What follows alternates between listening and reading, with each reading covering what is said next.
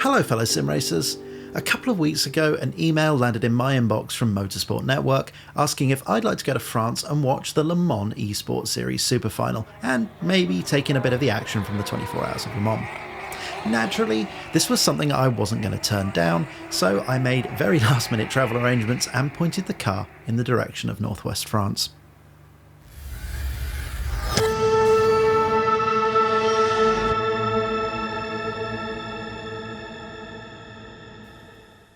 So this is actually my first time at Le Mans, and what surprised me the most about the journey over was, well, just how easy it was.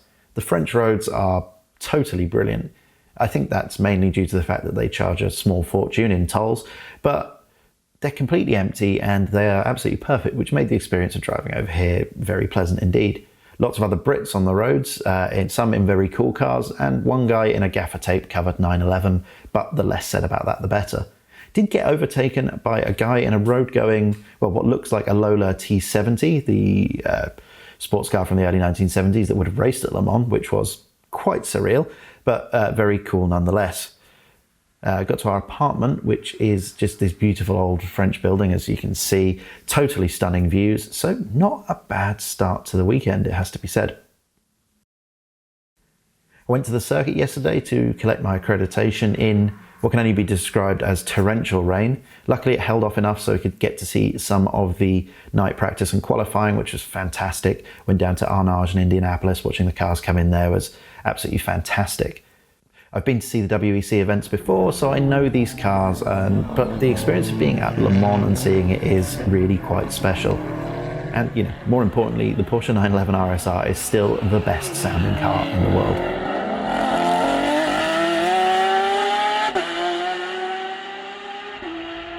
I was particularly impressed with the spectator access around large parts of the track, and in particular the fan zone.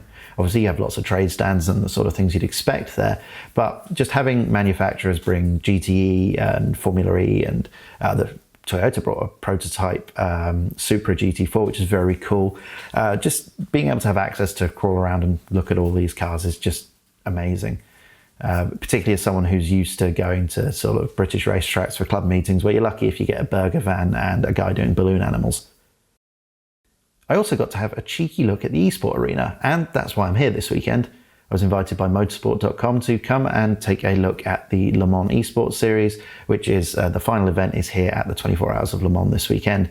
Now, this is a Forza Motorsport event, which is not really my usual sort of racing sim, but really interesting format they've got, which I'll hopefully go into a bit later, and just really interesting to see what they come up with. But for now, I'm going to go to the track, catch a bit more night qualifying, and hopefully stay dry. I was really keen to get out and see some of the night qualifying and get a chance to take some photographs. I've been a bit of a hobbyist motorsport photographer for a long time, and I've not had a lot of chance to get the camera out at recent events. So, what better place than Le Mans?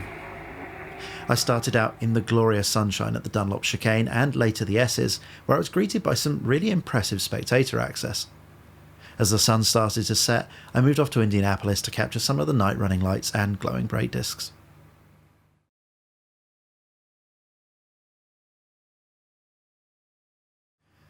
There's no on-track sessions at Le Mans on Friday, but this was by far my busiest day.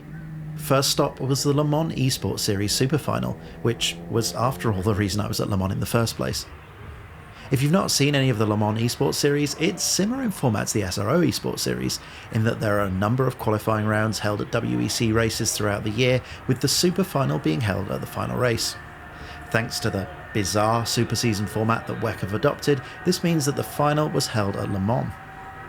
The prize pool for the final was an eye-watering $100,000, and understandably, the competition was both highly professional and super competitive.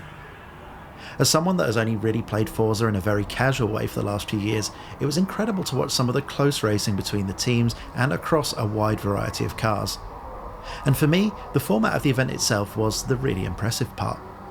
As Forza isn't really geared towards 24-hour endurance racing with all of the functionality, the driver swaps, etc., the organisers came up with a pretty decent schedule of events that celebrated the history of Le Mans and, arguably, made the event a bit more spectator-friendly to boot.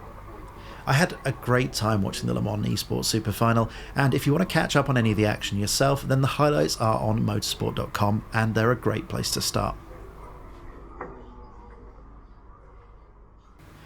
But Friday wasn't all about eSports. Back in the real world, there was the small matter of the pit walk. Now, I've been lucky enough to spend a lot of time in pit lanes and paddocks at various events this year, and this is still one of my favourite parts of any race weekend. I've said it before, but it bears repeating. WEC events are fantastic for fan access.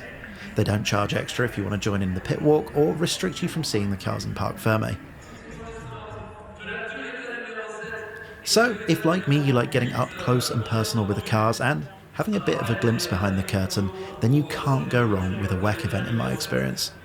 And of course, Le Mans is the same, but, well, bigger.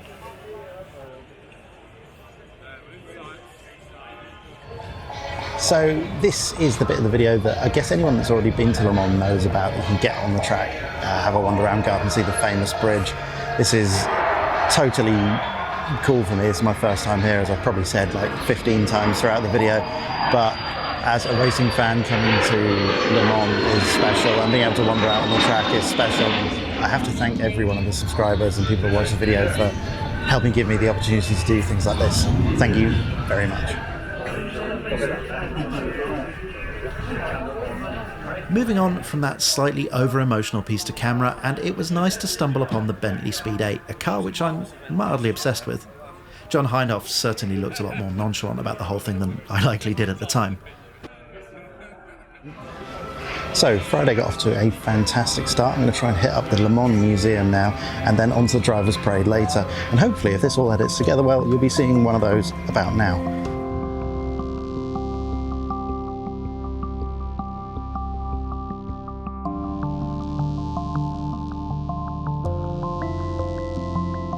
The Le Mans Museum. Honestly, a real highlight of the weekend for me. This was unapologetic nostalgia. Some of the cars I've been lucky enough to see before, but it's always nice to run into old friends. But there's something undeniably special about seeing all of these cars assembled in one place.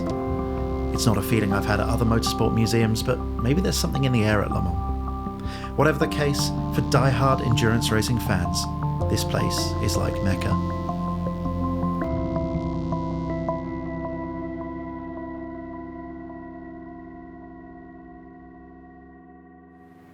The final order of business on Friday was the Drivers' Parade. The premise is simple. Get tens of thousands of spectators from the circuit to the city centre, despite half the roads being closed, and then send the drivers through in open-top cars. Though, really, I think it's a bit of an excuse for a party for a lot of people, and the atmosphere was fantastic. The promise of a few beers and some free promotional tat really does seem to keep everyone in a buoyant mood. Arguably, no one group of people were in a more buoyant mood than Rebellion Racing, who, let's be honest, may have taken their "we're rebels" thing a little bit far, but you can't argue with the showmanship.